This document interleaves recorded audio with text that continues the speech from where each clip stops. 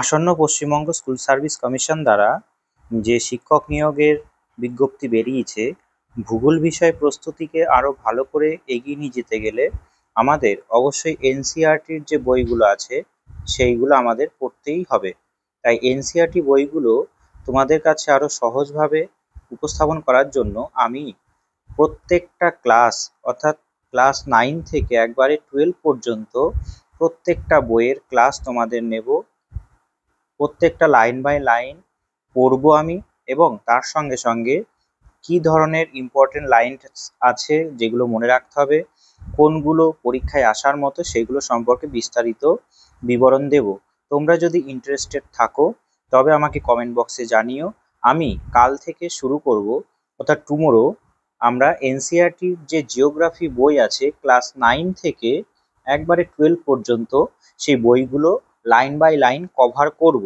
তোমরা যদি ইন্টারেস্টেড থাকো আমাকে কমেন্ট বক্সে জানিও। অর্থাৎ আমরা প্রথমে শুরু করব ক্লাস 9 দিয়ে। ক্লাস 9 এর বইয়ের টাইটেলটা কি আছে?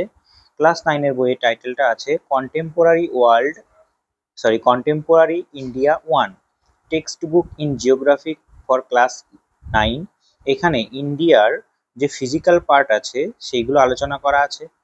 এটা করার পর আমরা আলোচনা করব ক্লাস 10 এর সোশ্যাল সায়েন্স বই কন্টেম্পোরারি ইন্ডিয়া। এখানে ইন্ডিয়ান জিওগ্রাফির যে কালচারাল পার্ট আছে, অর্থনৈতিক ভাগ আছে, সেটা উল্লেখ করা আছে এখানে। তারপরে আমরা আলোচনা করব ক্লাস 12 এর সব থেকে গুরুত্বপূর্ণ বই ফান্ডামেন্টালস অফ ফিজিক্যাল জিওগ্রাফি। এই ফিজিক্যাল জিওগ্রাফিতে আমরা যদি পড়ি তবে টোটাল যে প্রাকৃতিক ভূগোল আছে সেই প্রাকৃতিক ভূগোল সম্পর্কে আমাদের সম্পূর্ণ অনেকটা কনসেপ্ট ক্লিয়ার হয়ে যাবে।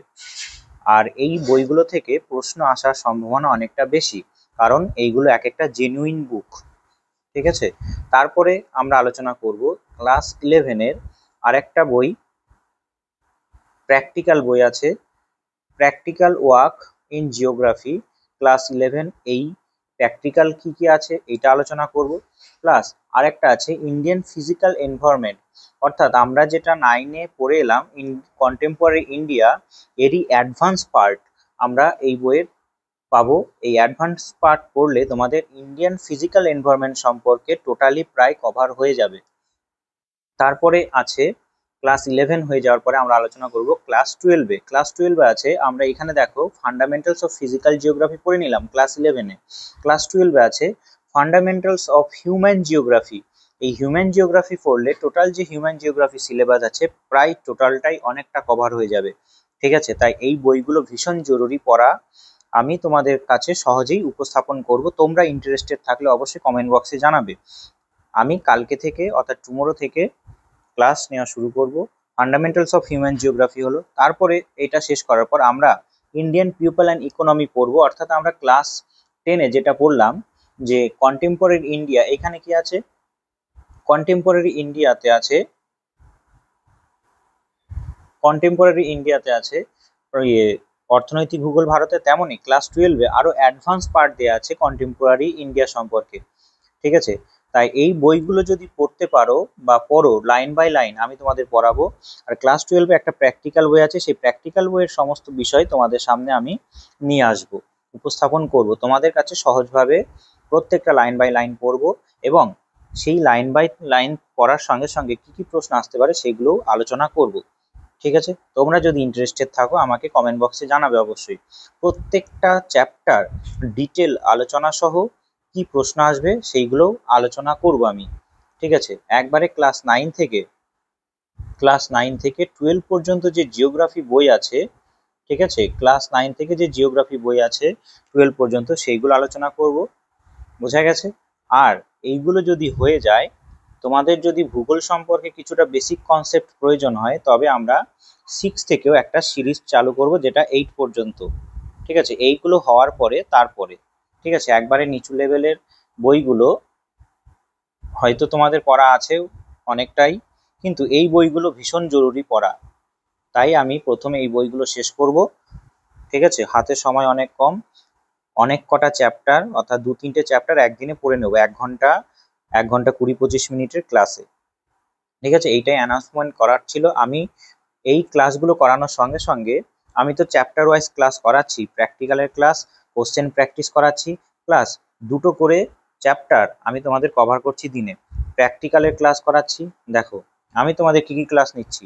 একটা প্র্যাকটিক্যালের নিচ্ছি, দিনে একটা প্র্যাকটিক্যাল নিচ্ছি স্পেশালি। 2 নম্বর ক্লাস নিচ্ছি আমি কি, থিওরি, প্লাস 3 নম্বর আর একটা ক্লাস নিচ্ছি কোশ্চেন প্র্যাকটিস। আগের বছরে যে কোশ্চেনগুলো এসেছে বিভিন্ন ভূগোল বিষয় শিক্ষক নিয়োগে, সেই কোশ্চেন প্র্যাকটিস তোমাদের করাচ্ছি। এই কটা ক্লাস তো চলবেই, এই কটা ক্লাস চলবেই, প্লাস আর একটা ক্লাস সংযুক্ত করব আমি দিনে, যে এনসিইআরটি জিওগ্রাফি ক্লাস 9 থেকে 12 পর্যন্ত। ঠিক আছে, ক্লাস 9-এর বইটা শেষ করব, বেশি সময় লাগবে না, অল্প কটা চ্যাপ্টার আছে, লাইন বাই লাইন পড়বো এবং তোমাদের ইম্পর্টেন্স লাইনগুলো বলে দেবো। আর ক্লাস 12-এর পর্যন্ত। ঠিক আছে, এটাই অ্যানাউন্সমেন্ট করার ছিল। তোমরা ইন্টারেস্টেড হলে অবশ্যই কমেন্ট বক্সে জানাবে আমাকে। তবে আজকের জন্য এইটাই অ্যানাউন্সমেন্ট ছিল। ভালো থাকবে। জয় হিন্দ, জয় ভারত। তোমাদের জন্য অনেক কটা ক্লাস আমি করিয়েছি, ইউটিউবে আমার প্লেলিস্টে গিয়ে দেখতে পারো। ঠিক আছে, ইউটিউবে যে প্লেলিস্ট আছে সেখানে গিয়ে দেখো যে অনেক কটা ক্লাস আমি করেছি। প্র্যাকটিক্যালের স্কেল শুরু করেছি, তারপরে জিওটেকটনিক শেষ হয়ে গেছে, জিওমরফোলজি প্রায় শেষের দিকে, আবার কোশ্চেনও অনেক প্র্যাকটিস করিয়েছি। ঠিক আছে, আর দেরি না করে গিয়ে চ্যানেলটা ফলো করতে পারো। তবে আজকের জন্য এইটুকুই। ভালো থাকবে। জয় হিন্দ, জয় ভারত।